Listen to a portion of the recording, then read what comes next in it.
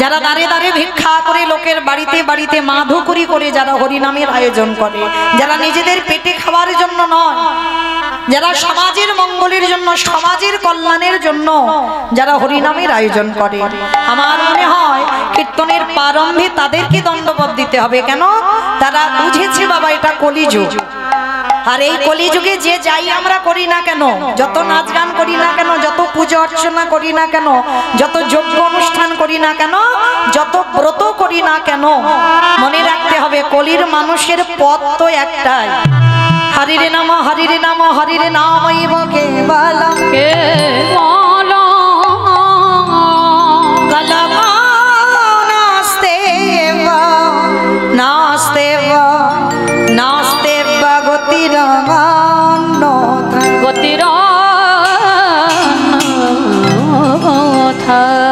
কলির মানুষের হরিনাম ছাড়া কোনো গতি নাই, কোনো গতি নাই, কোনো গতি নাই। মায়েরা কেউ যদি ব্রত পূজা না করো, কেউ যদি যজ্ঞ অনুষ্ঠান না করো, কেউ যদি উপবাসও না করো, ভগবান বলছে তাতে অসুবিধা নাই, কিন্তু মনে রাখতে হবে কলির মানুষের শেষের দিনের মুক্তির পথ হবে একটাই, সেটা হলো হরিনাম সংকীর্তন। আপনারা প্রশ্ন করবেন মৌমিতা ও সবাই বলে যায়, ও যত যত ভাগবত পাঠ করতে আসছে তারাও বলছে হরিনাম করো, একাদশী করো, হরিনাম শোনো, ও ছাড়া তোমার কোনো গতি নাই। কিন্তু মায়েরা কীর্তনিয়ারা বা ভাগবত পাঠে যারা বসবে পাঠক ঠাকুর তারাও বলে যাবে, আর আপনারা শুনে চলে যাবেন হবে না, একটু অনুভব করতে হবে, বিচার করতে হবে যে ভগবানের চরণ ছাড়া, কৃষ্ণ নাম ছাড়া তোমার রাস্তা নাই। যে যত ধনী হই না কেন, যে যত বড় লোক হই না কেন, কেউ যদি বাবা সারা জীবনটা দিল্লি বম্বে থাকে, কেউ যদি সোনার পালঙ্কে ঘুমায়, কেউ যদি টাকার বিছানায়ও ঘুমায়, মনে রেখো শেষের দিনে তোমার এরা কেউ আপন। যে যত তাড়াতাড়ি জানতে পারবে বাবা তার তত তাড়াতাড়ি মঙ্গল হবে, এ কেউ নয় তোমার। যেমন আমি 3 ঘন্টা হয়ে গেলে বাবা এই হরিনামের মঞ্চ থেকে চলে যাব, ঠিক তদ্রুপ সংসারটা হচ্ছে একটা নাটকের মঞ্চ। কেউ বাবা হলাম, কেউ মা হলাম, কেউ দাদা হলাম, কেউ দিদি হলাম, আত্মীয় পরিজন বন্ধু বান্ধব হলাম, আর যারে যখন অভিনয় শেষ হবে তাকে নাটকের মঞ্চ থেকে নেমে যেতে হবে। যতই আমার আমার করে আঁকলে থাকো না কেন, এ জগতে কেউ তোমার নয়, একজনই তোমার, যিনি হলেন বিশ্বের স্রষ্টা মালিক ভগবান। ও ছাড়া তোমার কেউ আপন নয়। প্রত্যেকের ভালোবাসায় মা কিছু না কিছু চাওয়া পাওয়া আছে, কিন্তু আমার ভগবানের ভালোবাসায় কোনো চাওয়া পাওয়া নেই। ওই ছেলেটা আমায় নিঃস্বার্থভাবে ভালোবাসে। আর এই যে বাবা হরিনাম ছাড়া গতি নেই কেন বললাম জানো?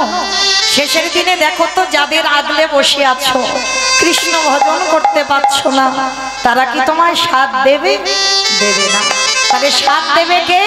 তোমার কর্মফল, তোমার কর্ম তোমার সাথ দেবে। কতদিন তুমি একাদশী করেছো, কতদিন তুমি এই দামোদর ব্রত পালন করছো, কতদিন তুমি সাধু সঙ্গ করেছো, কতদিন ধরে তুমি গুরুচরণ আশ্রয় করেছো, কতদিন তুমি তুলসী তলায় জল দিয়েছো। এই ভালো ভালো কর্ম তোমার সাথ দেবে। তবে মা আমি মৌমিতা একটা গ্যারান্টি দিতে পারি, আর একজন তোমার সাথ দেবে। সে কে জানো? জানি না আপনাদের এই আসানসোল এলাকায় নিয়ম আছে কিনা, তবে আমার ডায়মন্ড হারবার এলাকায় নিয়ম আছে বাবা। মানুষ মরে গেলে সাথে কিছু দাও বা না দাও, দুটো জিনিস তোমার দিতেই হবে। কি জানো? একটা খোল আর একটা করতাল। আর পিছনে বাজবে না বলো হরি হরি বল, বলো হরি হরি বল। কি মা আপনাদের এই এলাকায় বাজে তো? আচ্ছা আচ্ছা, এই জায়গাটা একটু বিচার করে দেখেন, কেন বাজাবো খোল করতাল? ঠাকুর বিসর্জন করতে যাচ্ছ, বড় বড় ডিজে বক্স বাজছে, বাজছে কিনা? এখানে বাজে? এমন বাজবে বাবা, দেখবে যেমন হার্ট যেন ব্লক হয়ে যাচ্ছে। তাহলে ঠাকুর বিসর্জন করতে যাচ্ছ, সেটা তো মা, সেটাও প্রতিমা। তাহলে মাকে বিসর্জন করতে যাচ্ছ, তখন ডিজে বাজাচ্ছ। আর যেদিন আমাদের দেহ বিসর্জন হবে, একটা কি লরিতে করে ডিজে বাজিয়ে বাজিয়ে গেলে হতো? নিশ্চয়ই হতো, তাহলে হচ্ছে না কেন? এই জায়গায় চৈতন্য মহাপ্রভু শিক্ষা দিলেন, ওরে কলির জ্ঞানন্ধজি, ভালো করে পিছনের দিকে তাকা। এসেছিস খালি হাতে, যাচ্ছিস খালি হাতে। যেদিন এসেছিস কাউকে সঙ্গে আনিসনি, আর যেদিন চলে যাবি কেউ তোর সাথে যাবে না। তাহলে সাথে যাবে কে? এই হরি নামে যাবে।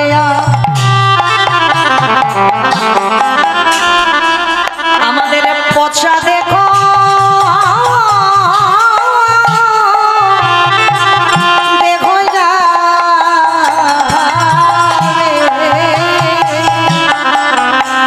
যেদিন তুমি ভাবো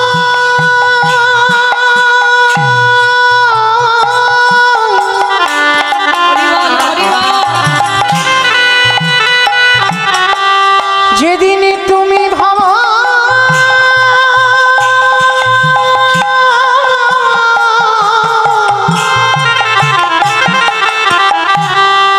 ওই ভাব করে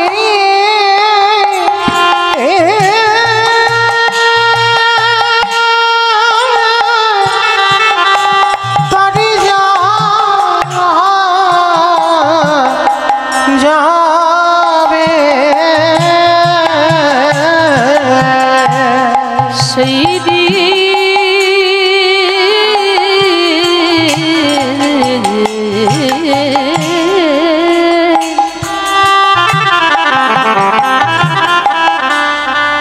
সেই দিনের নামে যাবে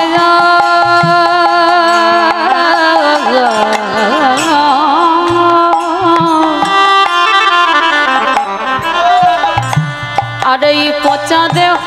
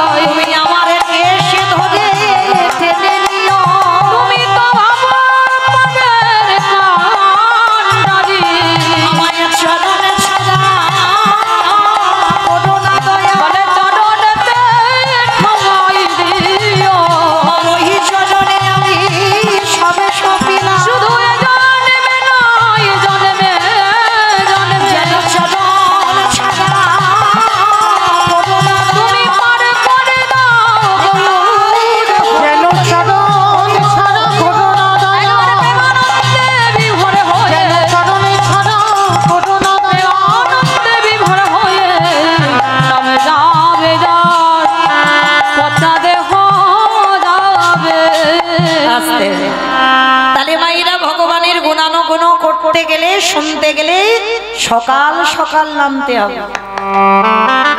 এই কথাটা আমার খুব গুরুত্বপূর্ণ কথা। সকাল সকাল নেমে যাও। শিশুকালে কৃষ্ণ ভজে কৃষ্ণ পাবার আসে, কৃষ্ণ পাবার আসে। অগ যৌবনে কালে কৃষ্ণ ভজে আসে বা না আসে, আসে বা না আসে। অগ বৃদ্ধ কালে কৃষ্ণ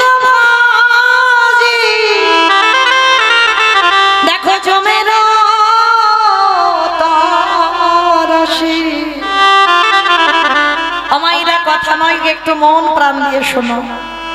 সময় থাকতে ভজন করতে বলল, সকাল সকাল নামতে বলল।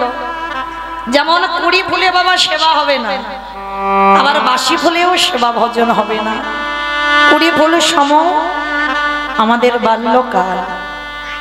এই ছোট ছোট বাচ্চারা বাবা কীর্তন শুনতে বসে, ঠিক বাবা মার সাথে এসেছে, বসতে হয়, বসেছে। তারা কি কিছু বোঝে বাবা? হয়তো অনেকে বোঝে, কিন্তু এটা বোঝে ঠিক কথা, কিন্তু ভগবানের যে সেবা পূজা করবে ততটা তৃপ্তি পাবে না, কারণ অত শত বোধ বুদ্ধি নেই, বুঝতেও পারবে না। ওইটা কুড়ি ফুল সেবা ভজন হবে না। তাহলে সেবা দিতে গেলে আবার বাসি ফুলে বলছে সেবা হবে না, যেটা গাছ থেকে ঝরে পড়ে যাচ্ছে, মানে গাছে ফুটেছিল মা, সেটা ঝরে পড়ে গেছে, ও ফুলে সেবা হবে না। আর ওটাই আমাদের এই যৌবনকালে বার্ধক্য দশা। দন্ত পড়ে যাবে, চুল পেকে যাবে, চামড়া আলগা হয়ে যাবে। কি গো, এই ফুলে আমার গোবিন্দ সেবা হবে না। তাহলে সেবা দেবে কোন ফুলে? আজকের ফোঁটা ফুল দিয়ে তোমার সেবা দিতে হবে। আর আজকের ফোঁটা ফুল সম আমাদের এই যৌবনকাল।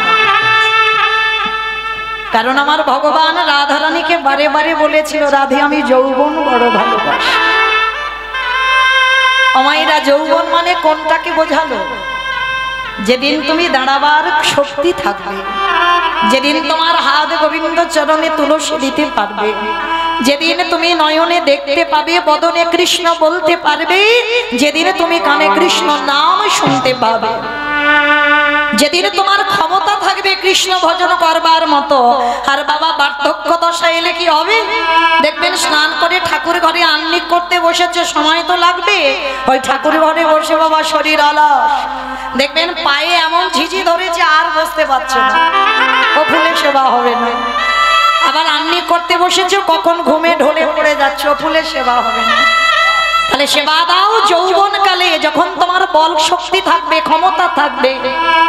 যার জন্য তো গোবিন্দ আমার যেদিন বৃন্দাবন থেকে মথুরায় চলে গেল, রাধারানী ললিতাকে ডেকে বলেছিল, শরীরে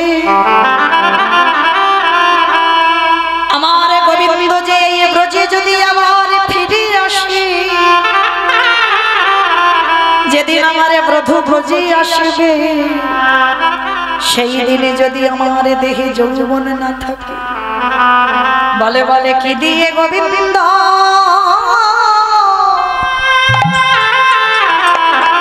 আমি সেবা দিব?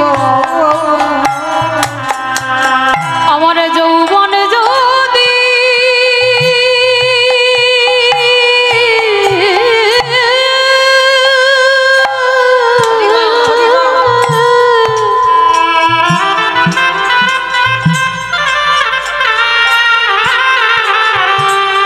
আমার এই যৌবন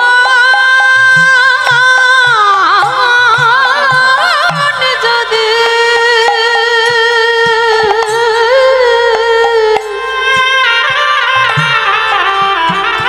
যদি ফুরায়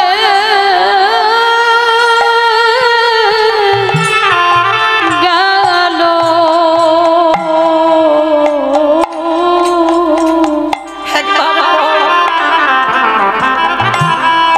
ওরে ললিতা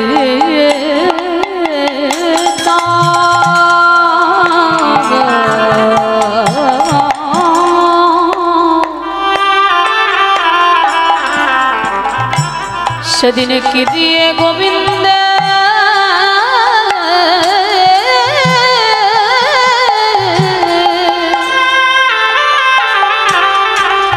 সেবা করে। তাহলে আমার সময় থাকতে থাকতে ভজনে নামতে হবে। তাই সকাল সকাল আমরা যখন সবাই একত্রিত হয়েছি, চলো তো আজকের আমরা সবাই একটুখানি হলেও বাবা যেতে হবে শ্রীধাম নদিয়া নবদ্বীপ ধাম। কারণ নদিয়াতে গিয়ে আগে আমার দুটো ছেলেকে তো ডাকতেই হবে। তবে আমার ছেলে নয়, আমাদের ছেলে। এক হলো আমার নিতাই চাঁদ, এক হলো আমার গৌর চাঁদ। আর এই দুটো ছেলেকে বাদ দিয়ে তো কীর্তন হবে না। সংকীর্তন পিতা শ্রীকৃষ্ণ চৈতন্য, সংকীর্তন যজ্ঞে তারে যেই ভজে সেই বড় ধন্য। আজকে আমরা একটুখানির জন্য কি যাবেন তো সবাই নদিয়ায় যাবে? সবাই যদি চলে যাও তাহলে কীর্তন হবে কাকে নিয়ে? কেউ যাব না, কারণ এই রাত্রিবেলা বাবা যদি নবদ্বীপে যেতে চাও এক্ষুনি তোমার ছেলে বৌমার কাছ থেকে অনুমতি নিতে হবে, স্বামীর কাছ থেকে অর্ডার নিতে হবে, তবে তুমি যেতে পারবে। কিন্তু একজনকে বাবা কোনো কৈফিয়ত বা কোনো অনুমতি নিতে হয় না। বলো তো সে কে? মন। মন হচ্ছে স্বাধীন, কারণ একে বাবা কাউকে বলতে হবে না যে হ্যাঁ আমি নবদ্বীপ যাব। আর এ বাবা সব থেকে দ্রুত, যত বাবা তুমি ফ্লাইটে যাও না কেন, যত তাড়াতাড়ি হোক না কেন, মনের থেকে তাড়াতাড়ি যেতে পারবে না। এক্ষুনি চোখ দুটো বন্ধ করে বলো যে একটু সুরধনী গঙ্গায়, এই দামোদর ব্রত তো শেষ, আর আমাদের 2 দিন হাতে রইল। তাহলে এই যে দামোদর ব্রতের শেষের সময় একটু গঙ্গা স্নানটা করে আসি। একটু চোখটা বন্ধ করে মনে মনে করো, মন চলে যাবে সুরধনী গঙ্গা। আর মোর চোখটা বন্ধ করে একটু মনে করো একবার বাঁকে বিহারী লালকে দেখবো, উত্তরপ্রদেশ বৃন্দাবন। সোজা মন চলে যাবে সেখানে। তাহলে মন দ্রুত, তাহলে থাক দেহগুলো সব ছেলে পুলে মানুষ করুক, দেহগুলো সব সংসারে থাক, কিন্তু মনটা যেন সংসারে হাবুডুবু না খায়। এই দিকটাই খেয়াল রাখতে হবে বাবা, খুব খেয়াল রাখতে হবে। দেহটা থাকবে সংসারে, মনটা সংসারে দিলে হবে না। কারণ আমরা সবাই বাবা সংসার করছি না, সং সেজেছি, সার কেউ করি না। এখানে এতজন ভক্ত যারা যারা আমরা সংসার করছি না, সব সং সেজে আছি, সারের কিছু বুঝিনি। কিমা বুঝেছো? সার সার তো তখনই হবে কখন জানো? ওই ঢেকি ঢেকি দেখেছো তো? ঢেকি যারা ঢেকি দেখেছো বাবা, ওই যে চাল কোটাতে যাই না, এখন আর ঢেকি ঢেকি নেই, এখন তো সব মেশিন হয়েছে, মিক্সচার মেশিনে ঘরেইতে হয়ে যায়। তো তখনকার দিনে মায়েরা সংসারের কাজ সেরে সব ঢেকিতে চাল কোটাতে যেত। আর ওই ঢেকি যারা দেখেছো দেখবে 2 জন পাত দেয়, পাত দেয় না, আর একজন ঢেকির গড়ের কাছে বসে ওই চালটাকে একবার করে পাত খাইয়ে দেয়। কারণ এক জায়গা বারবার ঢেকিটা পড়লে তো হবে না, একবার করে ঘুরিয়ে দিতে হবে। তো সংসারী মা সংসারের কর্ম সেরে বাবা ঢেকিতে চাল কুটাচ্ছে। এমন সময় স্বামী এসে বলছে, হ্যাঁ গো গিন্নি, তুমি তো সংসারের কাজ করছো, হ্যাঁ গো তুমি কি জানো আমাকে অফিসে যেতে হবে, রান্না বান্না হয়েছে তো? বলে স্বামী টেবিলে রাখা আছে, তুমি আজকে একটু বেড়ে খেয়ে নাও। আবার একটুখানি পরে ছেলে এসে বলছে, আমা স্কুলে যাবো তো, জামা কাপড় কই? বলছে বাবা ওই আল্লাতে রেখে দিয়েছি, গুছানো আছে, তুই আজকে একটু পরে চলে যা। এতগুলো কথা বলছে, বলো তো মনটা কোথায় আছে? মন কিন্তু একবারও ছেলের দিকে যায়নি, মন কিন্তু স্বামীর দিকে যায়নি। চোখটা আছে ঠিক কথা, কিন্তু মনটা রেখেছে ঢেকির গড়ে। কেন? একবার যদি ছেলের দিকে মন চলে যায়, একবার যদি স্বামীর দিকে মন চলে যায়, ঢেকিটা হাতে পড়বে, আর হাতে পড়লে একেবারে নিতাই গৌর হরি হরি। তাহলে সংসারে যারা করছো দেহগুলো রেখে দাও স্বামী ছেলে বুলের কাছে, কিন্তু কখনো যেন মন স্বামীকে দিয়ে দিও না, মন ছেলে সংসারে দিও না। মনটা রেখে দিতে হবে আমার ঢেকির গড় সমান আমার গোবিন্দের রাতুল চরণে। আর যারা ঢেকির গড়ের মতো গোবিন্দ চরণে মন রেখে সংসার করে, তাদেরই অচিরে কৃষ্ণ প্রাপ্তি হয় গো। একেবারে মনে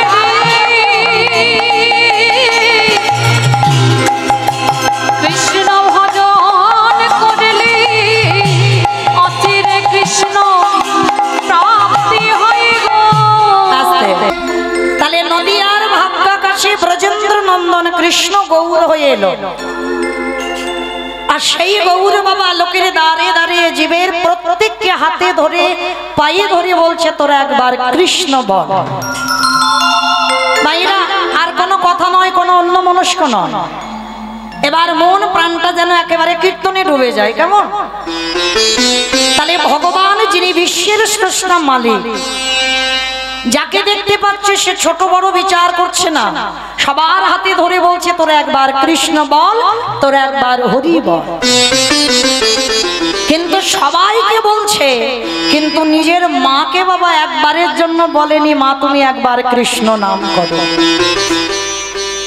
দাদা নিতাই চাঁদ ডাক দিয়েছে, ভাই তুই তো সবাইকে বলছিস কৃষ্ণ নাম করো, হরি নাম করো, কিন্তু কই আমাদের মাকে তো কোনো দিনের জন্য বলিস না যে মা তুমি একবার কৃষ্ণ ভজন করো, একবার কৃষ্ণ সাধনা করো।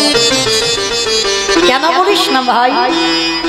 তো নিমাই হেসে বলেছিল, দাদা আমি সবাইকে ক্ষমা করতে পারি, কোন ভক্ত যদি আমার কাছে অপরাধ করে আমি ক্ষমা করে দিতে পারি, কিন্তু কোন ভক্ত সে আমার মা হলেও কোন ভক্ত যদি বৈষ্ণব চরণে অপরাধ করে সেই অপরাধীকে আমি এ জীবনে নয় কোনো জন্মেই ক্ষমা করি না। চমকে উঠেছি দাদা নিতাই চাঁদ। ভাই এটা তুই কি বলছিস? আমাদের মা করেছে বৈষ্ণব চরণে অপরাধ? বলে হ্যাঁ, ওই জন্য তো আমি সবাইকে বলছি তোমরা কৃষ্ণ নাম করো, কিন্তু আমার মাকে আমি কোনোদিন ক্ষমা করব না। ভাই আমাদের মা কে এমন বড় বৈষ্ণব যে তার চরণে আমাদের মা অপরাধী? বলে শোনো দাদা, আমার মা যদি আমার কাছে অন্যায় করত তাহলে আমি ক্ষমা করে দিতাম, অন্য কোনো সাধারণ ভক্তির চরণে যদি অপরাধ করত আমি ক্ষমা করে দিতাম, কিন্তু আমার মা করেছে ত্রিলোকের যে সব থেকে বড় বৈষ্ণব তার চরণেই তো অপরাধী হয়ে আছে মা। দাদা নিতাই চাঁদ বলছে ভাই সে কে? বলে শোনো তোমাদের একটা কথা বলে যায়, বৈষ্ণবে অপরাধী করে যে বা গঙ্গা স্নানে যায়, যে বা গঙ্গা স্নানে পতিত পাবনে গঙ্গা তারে রেখে দূরে সরে যায়, দূরে সরে বৈষ্ণব দেখে যে বা নাটময় মুন্ড, নাটগয়ে মুন্ড তার মুন্ড পড়ে যায় নরকের কুণ্ড, নাটকের কুণ্ড। বৈষ্ণবে দাঁড়িতে যদি হয় ক্ষুদ্র অপরাধ, ক্ষুদ্র অপরাধ মহা ভজনেতে পড়ে যায় আমার। পড়ে যায়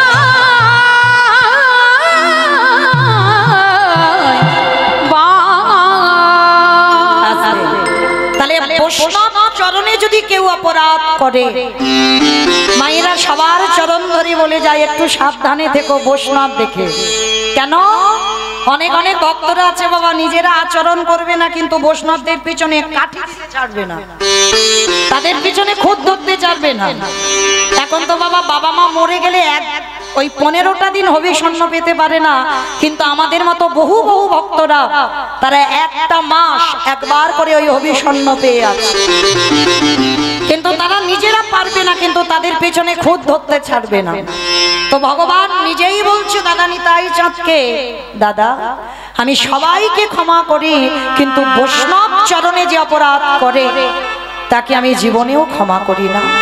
তাহলে ভাই আমাদের মা সে অন্য কেউ হলে মানা যেত, আমাদের মা এমনকি তোর মা, তাহলে ত্রিলোকের বড় বৈষ্ণব সে কে? বলে ত্রিলোকের বড় বৈষ্ণব তো একজন, তিনি হলেন বাবা ভোলানাথ। ভগবান আখ্যা দিয়েছেন ত্রিলোকের বড় বৈষ্ণব হচ্ছে বাবা ভোলানাথ, আর সেই ভোলানাথ তো কলিযুগে এসেছে বাবা অদ্বৈত আচার্য গোসাই, আর সেই অদ্বৈত আচার্য গোসাইয়ের চরণে সচিমা মানে ভগবানের মা অপরাধী। কি অপরাধ করেছিল জানো? সামান্য একটা অপরাধ, যা আপনারা কল্পনা করতে পারবেন না যে এইটুকুর জন্য আজকের এত বড় অপরাধ। এই অদ্বৈত আচার্য 12 বৎসর তো তুলসী ভাসিয়ে কৃষ্ণকে গৌর করে এনেছিল। তো যখন কৃষ্ণকে গৌর করে আনলো, কিন্তু কৃষ্ণ যে গৌর হবে, সচিমার গর্ভে আসবে সেটা অনুভব করতে পেরেছিল, কিন্তু কত নম্বর গর্ভে আসবে সেটা তো ভগবান বলেনি। সচিমার গর্ভে আসবে বাবা সেটা জানি, কিন্তু কত নম্বর গর্ভে আসবে সেইটা অদ্বৈত আচার্য জানত না। ওই জন্য সিদ্ধান্ত নিল কি যে যতগুলো সন্তান সচিমার গর্ভে আসবে আমি প্রত্যেকটা সন্তানকে ষষ্ঠাঙ্গে দণ্ডবত প্রণাম, আর আমি যদি ষষ্ঠাঙ্গে দণ্ডবত প্রণাম করি আর আমি হলাম ত্রিলোকের বড় বৈষ্ণব, আমি মৃত্যুঞ্জয়, আর আমার প্রণাম যে গ্রহণ করবার শক্তি রাখবে সেই তো হবে কলিযুগের ভগবান। কি গো মাইরা, প্রকৃত বৈষ্ণবের প্রণাম সহ্য করবার অধিকার আপনাদের আমাদের নেই। পারবে না বাবা, তুমি একেবারে লয় প্রলয় হয়ে যাবে। হয়েছিল নবদ্বীপের মাটিতে। আপনারা জানবেন এই অদ্বৈত আচার্য ছোটবেলার নাম ছিল কমলাক্ষ।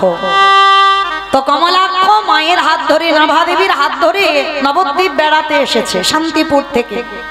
তা নবদ্বীপ বেড়াতে এসে বাবা হঠাৎ দর্শন করেছে ওই নবদ্বীপের রাজার একটা সুন্দর মন্দির তৈরি করেছিল, কালী মন্দির। তা কমলাক্ষকে হাত ধরে নিয়ে গেছে নাভাদেবী। নাভাদেবী গিয়ে বলছে খোকা প্রণাম কর। তা কমলাক্ষ তো জানে ওটা কি আর আমি কে। ভালো করে শুনবেন মা, মা কালীর মূর্তিকে দেখে অদ্বৈত আচার্য মানে কমলাক্ষকে বলছে বাবা একবার প্রণাম কর। আর কমলাক্ষই তো বাবা ভোলা না।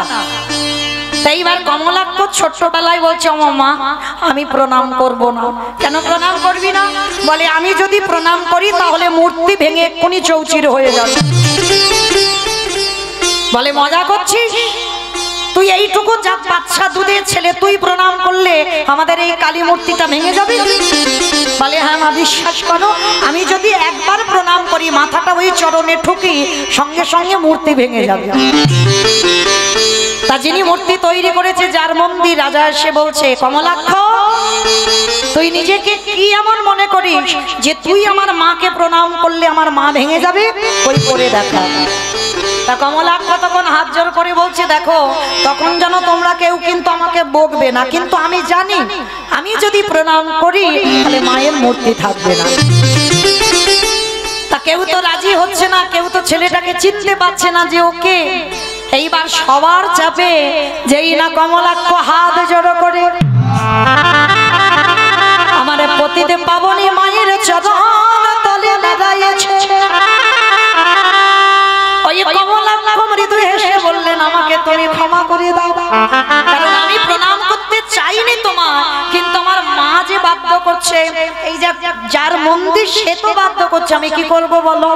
এইবারে যেই না কমলাক্ষ মাথাটা মায়ের চরণে ঠুকেছে সঙ্গে সঙ্গে মূর্তিটা মাঝখান থেকে একেবারে দ্বিখণ্ডিত হয়ে গেল। কেন হলো? কি গো স্বামীর প্রণাম গ্রহণ করবার শক্তি আছে মায়ের? বাবা যেই প্রণাম করেছে মায়ের মূর্তি ভেঙে চৌচির হয়ে গেল। তাহলে ওই বাবার কতটা পাওয়ার আছে, কতটা ক্ষমতা আছে। চিন্তা করলো সচিমার গর্ভে যে কটা ছেলে মেয়ে হবে আমি প্রত্যেকটাকে প্রণাম করব, আর আমার প্রণাম যে গ্রহণ করবে সেই হবে আমার ভগবান। এইবার পর পর সচিমার কোলে 8টা মেয়ে জন্মালো, আর ওই পর পর একটা একটা করে কন্যা সন্তানকে প্রণাম করে। আর যখনই প্রণাম করে সচিমার কোলে বসে কোনোটা 8 দিনের বাচ্চা, কোনোটা 5 দিনের বাচ্চা, কোনোটা 1 বছরও হয় না, সচিমার কোলে এক এক করে মারা যায়। নবম গর্ভে বিশ্বরূপ এলো বড় ছেলে, তাকে প্রণাম করলো। মাত্র 16 বছর মায়ের কাছে ছিল। আর ওই অদ্বৈতের সঙ্গে মেলামেশা করতে করতে ওই কমলাক্ষ যিনি বাবা অদ্বৈত আচার্য বড় হতে হয়েছে, তার সঙ্গে মিশতে মিশতে ওই বিশ্বরূপও চলে গেল সর্বত্যাগী সন্ন্যাসী। দশম গর্ভে নিমাই এলো, আর নিমাইকে কোলে আঁকলে রেখেছে, অদ্বৈতকে প্রণাম করতে দেবে না। কারণ সচিমা বুঝতে পেরে গেছে ওই লোকটা যদি আমার নিমাইকে প্রণাম করে আমার নিমাইও আমাকে ছেড়ে চলে যাবে, কিছুতেই প্রণাম করতে দেবে না। তা ওই যখন 8টা মেয়ে মরে গেল, বড় ছেলে চলে গেল, এই সচিমা নিমাইকে লুকিয়ে রেখে একটাই কথা বলেছিল যে যাকে এই নবদ্বীপে শান্তিপুরে যাকে বৈষ্ণব বলে, যাকে সবাই অদ্বৈত বলে ডাকে, আমি সচিমা ওকে অদ্বৈত বলবো না, ও হলো এই জগতে দ্বৈত। দ্বৈত মেয়েকে কেড়ে নিয়েছে আমার কোল থেকে, আমার বড় ছেলেটাকে কেড়ে নিয়েছে, না জানি আমার ছোট ছেলেটাকে প্রণাম করবে, ওকেও কেড়ে নেবে। হয়ে গেল মা বৈষ্ণব অপরাধ। এই যে বললো ও অদ্বৈত নয়, ও হলো দ্বৈত। একজন বৈষ্ণবকে দ্বৈতের সঙ্গে তুলনা করলো, আর তাতে হয়ে গেল সচিমার ঘোর অপরাধ। কিন্তু মায়েরা, এই যে বৈষ্ণব চরণে যেমন চপল গোপাল ভুল করেছিল, ভালো করে বলেন তো, বুঝে বলতে হবে, সত্যি কি গোপাল ভুল করত? সে তো শক্তি আরাধনা করত, নিশ্চিন্তে ছিল মাকে নিয়ে। লোকের প্ররোচনায় পড়ে আজকের ওই কুষ্ঠ রোগটা হলো। নবদ্বীপ থেকে যদি বাবা ওই তর্কলঙ্কা বাচস্পতি এসে কানে না ওই যে ফুসমন্ত্রটা না দিত, তাহলে কি গোপাল যেত শ্রীবাসের ঘরে ছাগলের মুন্ডুটা ঝোলাতে? তাহলে এর দ্বারা শাস্ত্র বুঝিয়ে গেল বাবা, সঙ্গ যদি করতে হয় সতের সঙ্গ করো।